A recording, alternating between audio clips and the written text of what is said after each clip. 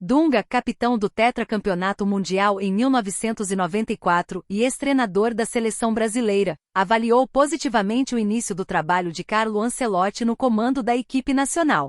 Em entrevista, o ex-volante destacou que o italiano tem alcançado resultados e ressaltou um ponto curioso: o treinador encontrou um ambiente de apoio aos técnicos estrangeiros muito superior ao que os profissionais brasileiros costumam enfrentar. Para Dunga, a expectativa em torno da seleção será sempre altíssima quando o assunto for Copa do Mundo, e ele reforçou o desejo coletivo: todos precisam torcer para que o Brasil volte a conquistar o título mundial. O ex-comandante também saiu em defesa de Casemiro, que vinha sendo alvo de críticas durante a competição. Segundo Dunga, o rendimento do volante melhorou significativamente quando ele voltou a exercer sua função original. Na visão do capitão do Tetra, o jogador se perdeu ao tentar fazer o que não era de sua responsabilidade, quando retornou ao papel de proteger a área, ditar o ritmo e oferecer equilíbrio ao time. Ele recuperou bom futebol.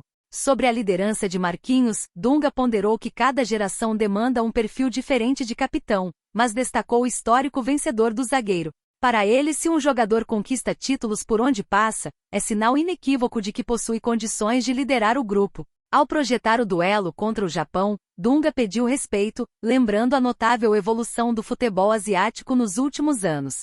Em um momento de análise mais crítica, o ex-técnico questionou o modelo de jogo atual, condenando o excesso de equipes que insistem em sair jogando desde a defesa, independentemente das circunstâncias. Segundo ele, o treinador precisa conhecer o material humano que tem à disposição para extrair o melhor resultado. Por fim, ao comparar a preparação para o Mundial de 1994 com a estrutura atual, Dunga reconheceu a grande evolução nos bastidores oferecida pela CBF, observando que o cenário de trabalho para os atletas mudou drasticamente nas últimas décadas. Quando a gente ouve o Dunga falar sobre a seleção brasileira, é impossível não voltar no tempo e analisar o peso dessa voz no nosso cenário esportivo. Para quem não se lembra, estamos falando de Carlos Caetano Bledor Verri, o nosso eterno capitão do Tetra, nascido em Ijuí, no Rio Grande do Sul. O Dunga não foi apenas um jogador comum. Ele representou durante anos a personificação da resiliência, do combate e de uma mentalidade vencedora que muitas vezes foi mal compreendida pelos puristas da beleza estética do futebol, mas que foi absolutamente necessária para quebrar o jejum de 24 anos em 1994. Sua trajetória começou ainda no Internacional, clube onde se formou e começou a mostrar aquela liderança nata que o acompanharia por toda a vida. Depois rodou o mundo passando pelo futebol italiano, alemão e japonês, o que lhe deu uma visão de mundo muito mais ampla do que a de muitos de seus contemporâneos. A carreira dele é marcada por esse pragmatismo. Ele nunca foi o jogador de fazer firulas, mas era quem segurava o meio-campo quando o time precisava de equilíbrio, de ordem e de espírito coletivo. Ao ouvir essas declarações recentes dele, não dá para ignorar o contraste fascinante entre o Dunga jogador, o Dunga técnico da seleção em dois ciclos distintos, 2006 a 2010 e depois em 2014 a 2016, e o observador que ele se tornou hoje. É curioso notar como ele, que sempre foi um ferrenho defensor da escola brasileira e da identidade nacional no futebol, hoje faz essa ressalva sobre a recepção aos técnicos estrangeiros. Quando ele aponta que o ambiente para um treinador de fora como Carlo Ancelotti parece ser mais favorável do que para um brasileiro, ele toca em uma ferida aberta na nossa crônica esportiva. Na minha visão, essa é uma percepção muito aguda. O futebol brasileiro, por vezes, é cruel com seus próprios filhos, a cobrança é imediatista, quase desumana, e o histórico de técnicos brasileiros de sucesso sendo rifados ao primeiro tropeço é vasto.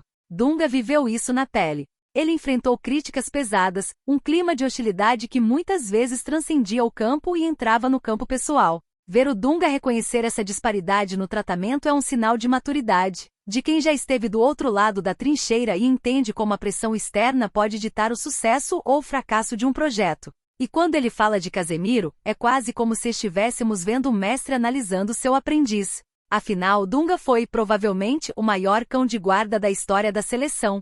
Ele sabe exatamente o que significa ser o volante de contenção. A crítica dele sobre o Casemiro tentar fazer o que não é de sua função é cirúrgica.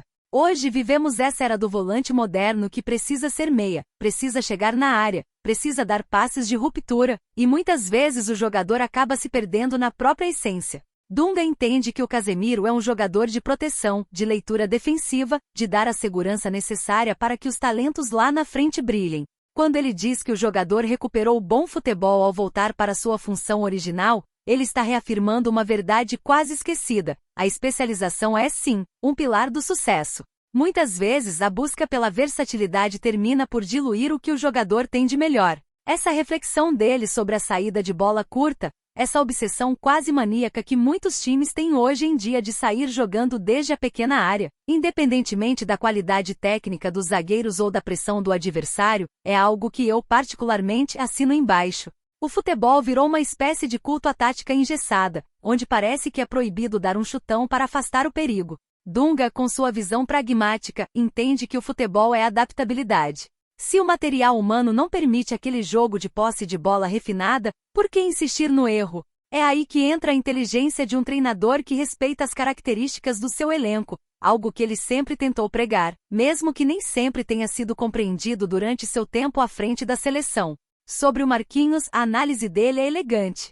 Ele evita a polêmica, mas dá o veredito: títulos não são por acaso. Ele defende o conceito de liderança por resultados, algo que está no DNA do Dunga. Ele mesmo, em 1994, teve que carregar uma pressão gigantesca, sendo o capitão de um time que estava sob desconfiança total antes da Copa dos Estados Unidos. Ele sabe o que é ser o rosto de uma derrota e a voz de uma vitória. E é fascinante ver como ele evoluiu para esse comentarista que, embora crítico, hoje parece muito mais disposto a reconhecer as mudanças positivas na estrutura da CBF.